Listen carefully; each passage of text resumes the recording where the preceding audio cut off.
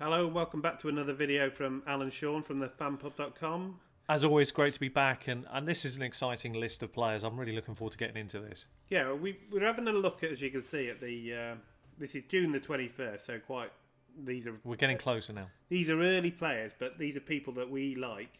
These are running backs that we like that are value picks in PPR leagues. So as you can see, we've got the PPR scoring on the overall ranking.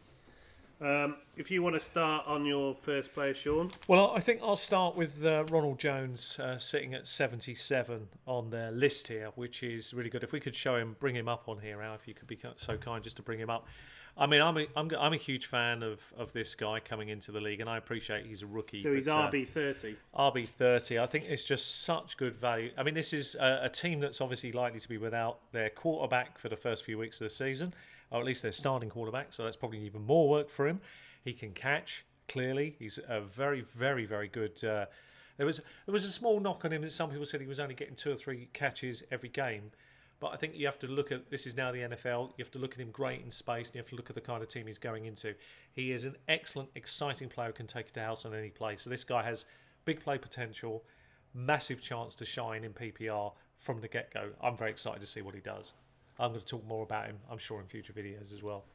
Okay, my number one is Joe Mixon. He's going off number 39 off the board. I'm warming more and more to him actually as we get closer and closer to the season. Maybe he won't be. I mean, he's as high as 26 and as low as 65 in the rankings. Quite interesting. A big gap difference. Yeah, that's quite interesting. Obviously, people don't like him. I wasn't so big on him last year. He's still only 21. But the opportunity is there. The opportunity is there, and he's got a full season behind him. There's every chance he picks up big time. I think he's the kind of player a lot of people in these, particularly in these larger leagues, particularly in PPR, would love to get him in the second round. Would love to get a guy like this in the second, because that just opens up a huge opportunity. I mean, because I think the way to look at him, and I think this is why it's a good he's going at 39, so you could get him at the start of the third. You probably could. Officially. The way I would look at him is if I asked you this question. Sorry, start the fourth even. Let me ask you this question. I mean, fourth round. If you had to guess his floor in, it doesn't necessarily have to be PPR. What's his floor? I mean, what he did last year. Well, yeah. I mean, he missed a few games last year as well. And I don't think we're going to say he's going to score less than that. He wasn't the absolute starter in the beginning. So I think he had to wait. He missed a couple of games. So I think what we're going to say here is that there is a much, much bigger ceiling, and that's why it's exciting. It's a good pick. It's a really good pick. Let's move on to your second pick. Well, I think for this one, I'm going to take Tarek Cohen. I really like this guy. Again, this is another guy I'm probably going to talk about a lot in the future. But you see, in PPR leagues, particularly 4-point PPR leagues, these third down backs become mustard. They become gold dust. And I think Jordan Howard simply cannot do this third down work. So that's why Tarek Cohen shined last year. The Bears' defense is improved, or has it been improving for a couple of years? I think they've all-round improved their whole team, and they look exciting going into this season. And I think Tarek Cohen, they've made it pretty clear he's got a big role here. He's going at 89 according to that. Fabulous value, really. I mean, you decide when you want to pull the trigger on a player. Running back 33. Such good value. I have no problem taking it. There are many candidates above him that will have a lot more question marks than him. And if we look around that area, just take a couple that are interesting. I mean, you could argue Marlon Mack, but then there's Naeem Hines. This is PPR. Jordan Wilkins. And maybe DeMarco Murray if they pick him up. There's a lot of question marks in this range. So and Robert Turpin. I'm very happy to look at a player like this and think to myself that if you're getting him at this point of an ADP, this is a great player to have, even if he's on your bench, to think of the capability that you could so need. you're talking 8th round, something Fabulous like that. value. I just love the opportunity. And we are talking about players that could do more than you suspect, and I'm very high. So he's just a nice person to put on your bench. And okay, my second player is Dion Lewis. He's currently going on 51. Such good value again. He proved last year with New England that he can do it all. He can run between the tackles. He can catch all day. I've got begrudging respect for you on this pick. I mean, I really do. I mean, I do agree with you, and I will add to what you're saying is, I mean, every time he plays, he does put up some big numbers. He does look so exciting. I mean, that's what he's really good at. And I love Henry as well, but I think if you're talking PPR, I'd just prefer Lewis out of the two. And I don't think he'll let you down. No, I agree. And then, again, there's no competition with the role he's doing, is there? No, not really. I mean, Henry will have his role, but it probably won't be as much catching work as... No, not at all. So if we look at my third here, I'm going again to a third down back, really, one that really interests me in a very murky backfield. This is Corey Clement sitting at 144, which I think is just ridiculous value in PPR. Now, why I like it is because we've already talked. He's in actually previous 150 video. on here. 150. Which is weird, yeah. Well, why I like That's it even is better value. it's even better value. But why I like it is simply this: is because it's a murky backfield. There's no clear number one. I think JHI could have a big stumbling block. We could be looking at a bit of a committee underneath. The one thing that's clear is the Corey Clement role, and in this this run pass RPO offense that they're developing, he fits the bill perfectly. So I really like it. I think it's just such good value. Another great bench player to have because this guy could have a much bigger role in your team. It's players like this that can win you championships because they're sitting there when you need them and you've got them and you can just roll them into the lineup. I really like him. Yeah, certainly at that value, you can't moan at that at all, can you? No. Well, your 11th round. Okay, my third player, he's actually, I don't know if this is wrong, but on here, Carlos Hyde is 107. I know it's a crowded backfield. Caught a lot of passes last year in San Francisco. Paid him a lot of money. Yeah, Duke Johnson's obviously there, but they paid him a lot of money for this year, and Nick Chubb's one for the future. So at least at the start of the year, I think 107, if you're taking him like the 8th or 9th round, then that's got to be good value. High is 53 and someone's got it at 205. I mean, that's just like don't touch it any. It's obviously. just, blimey. That's crazy, isn't it? Last year was a second round player. This year you're talking, ridiculous. He was drafted a lot higher last year, and he had a good year, to be fair. I mean, I totally understand that, there will be a competition for this job, but I do agree with you. I think Carlos Hyde starts the year as the lead back. And even if Nick Chubb takes over, you saw it a bit in last year with the Saints. People will be after Carlos Hyde. Peterson got traded away. And Hyde could do the same thing. If Chubb comes to the fore, which we think he will, he's a good Somebody player. could come in looking for a running back and need it. Duke Johnson signed a new contract. I mean, JHI got traded in the middle of the season. Anything's possible, you're right. That's a really good pick. But he's too talented not to own at that range. He's a perfect player to have on your bench, and kind of, I suppose, talking about bench players. Yeah, I've got another one here that I your like. Your fourth player is a real deep sleeper. He's a rookie. This is 165. We've got another interesting player. It's Naeem Himes. Now, we've talked about him a bit on the podcast. I'm beginning to actually warm more and more to him as the season approaches. And in PPR, I think this is an excellent player. Luck's coming back. It's not clear who the lead back is. Obviously, it isn't going to be this guy, but he's going to be used in their passing down work. And you know what? He's actually 171 on it. They pass a lot. So could this guy get 40 to 60 catches? It's possible.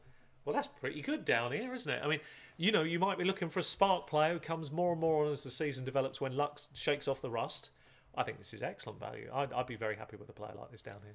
Well, apparently, in the OTAs, he's been moving all around the field. They've been using him, in some special teams work. But this is a late round flyer. Yeah, these are the things you put on your bench, and these are the kind of players you're looking for. These are the people that can win you the league. I like these, especially in PPR. He's only 5'8", isn't he? I'd rather have him on mine than someone else's. That's the whole point of these players. You shouldn't make these videos, then, really. No, we shouldn't really. But never mind. Okay, that's life. My fourth player. Yeah. And my fifth player, I might as well do them both together. You do yours and I'll do my last one. They're both together. Yeah. And Devontae Booker has been horrible. Everyone hates him. I'm glad you picked him. Yeah, that's why I picked him. Yeah. But it's just to get everybody else's backs up. Oh. Well, Denver, what have you got in Denver? You've got Royce Freeman, the rookie, who we like a lot. So what you're hoping here is, what you're saying with this pick is that if anything happens to Freeman, then there's only one choice left. Yeah, you never know with rookies. You don't. No. I mean, some people don't throw him in. They give the senior back the role. You're very, very and true. It's his to lose. If by some miracle he actually turns out, and he's better than we think, because he said he is third year in the league. He's sitting at what running back number here? He's RB 47. So I mean, basically, it could be a last pick of a draft, just as a gamble. And it could be a cover pick. This could be a starting running back, and he definitely catches the ball. So especially in PPR. Okay, who's your fifth player? Yeah, so that's 131. He's one space ahead. It's Ty Montgomery. He's going to be in a committee in Green Bay. He could also play in the slot. So if you're getting a point per reception, then if he's in a dual role, they said he's going to be a major part of the offense. They're not going to use him in a traditional sense, but that doesn't mean he doesn't have value. So you are right. It's a high octane offense, and I'm not liking Cobb, but I certainly would. I'd be very interested in taking a shot at Ty Montgomery. Just at this sort of level, Yeah, nothing ventured, nothing gained. Here. Yeah, that's what I've done with my very last pick. So very good pick. That I like that. Exactly. I mean, if one of the other two goes down, then the role gets bigger as well. You're absolutely right. And let's be honest, they have a checkered history, that three, so anything could happen. So you Yeah. are right. It could Well, be we they start the both went- season, he's back in the They- job. They both went down last year. Yeah.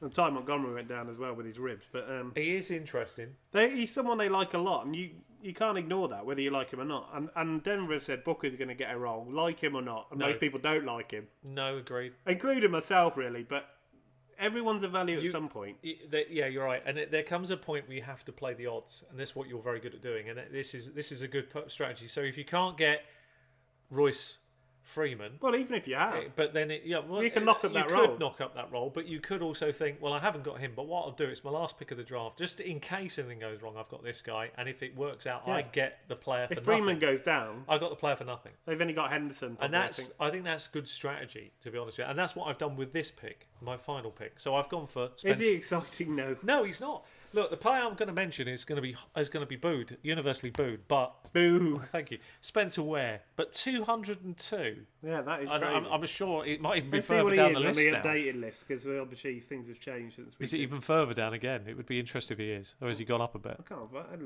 Let's just do No, a he's set. not at 202 on that, is he? No. Let's have a look Let's where have he a is. look. He's picked 218. He's fallen. He's fallen further. Well, no surprise, but 218. So what I'm saying here, look, is simply this. For the same reasons you just talked about Ty Montgomery, look, there are two running backs that you would say are in Kansas, and one has the lead job. Okay, Kareem Hunt, we all know that. But it's not clear cut. Spencer Ware would have had that role, and arguably, we could argue, we can't really say for sure how this would have played out. I felt Kareem Hunt would win the role as the season wore on. And sure, Spencer Ware got injured, but their coach is a loyal guy, and I'm sure Spencer Ware will get some work. And if anything happens to Hunt, there's a 3-down back sitting there at 202. And he could be a league winner for you. I mean, 202. I mean, you look at it. A throwaway pick at the end of a draft, and something happens to Kareem Hunt a few weeks into the season, you're looking like a genius. It's a maverick. If you're in a PPR league with a deep roster, then he could really do your team. I couldn't not, as a final pick of a draft, take a shot on a You've player got to like think that. of the upside. You've Yeah. got to think of the upside. 'Cause The upside is I'm getting everyone's all about Kareem Hunt, and that's fine. I mean, we like him as well. But Yeah. if he goes down, which he might, This is a brilliant then situation. you could have a league winner on your I mean, you hands. can't predict that, and obviously he may have a fantastic healthy season and go on and even be better than he was the year before, which can happen. But I mean, you can look at other people on this list, like Stewart. If Barkley goes down, Stewart ain't going to win you the league, especially in PPR. He don't catch the ball. He could No. get you a few touchdowns. But where, if he got the role? I mean, look around him. I mean, there's just nothing there you can compare it to. I mean, Geronimo Allison maybe, I quite like him. but it's a different role.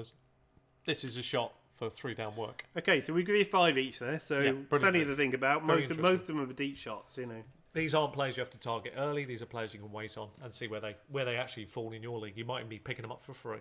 I mean, you let us know.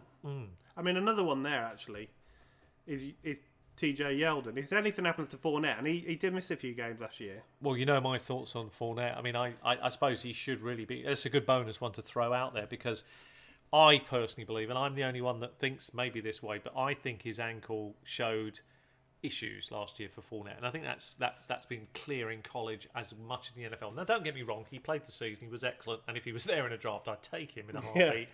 But all I'm saying is, I'm more take him in a heartbeat in a redraft league than I would be Dynasty. I'm more worried in Dynasty About because the long term. the longer term. Now, if, as Al says here, this is like a bonus at the end of the draft, he is a guy I'd be quite happy to have because it's a throwaway shot to nothing. If the first few games go, we have 7 games into the season, and Fournette's tearing the league up, okay, I may have to drop him. That's the risk. That might I have be to the time take, to and that's when pounce. he pounce. And then he goes down the week after Yeah, with a no, bad ankle. But yeah, exactly. but you can't have everybody. But you look to see what will happen. Yeah, and I you think look for somebody with upside late. that's massive upside there. Okay, great well, list. Great if list. you like the video, actually, we'd like to know from you if you can see any bargains there, because we're all playing and trying to get better together here. So we picked out a few. You let us know who you think, Would love to hear more. because we do respond to every comment that's made. And if we like what we read, then we take that on board. Oh, definitely. We always respond to anybody. If they got a criticism, we love those. No, not really criticisms. They're more Oh, just thoughts, advice, opinions. yeah.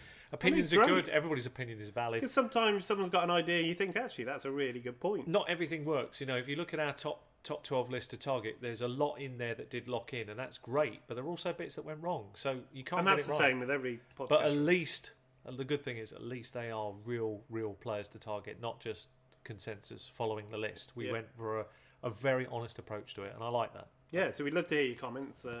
We like to engage with people and get ideas from people as well. Fantastic. Give it a thumbs up and please consider subscribing. And thanks very much for watching right to the end. Thank you.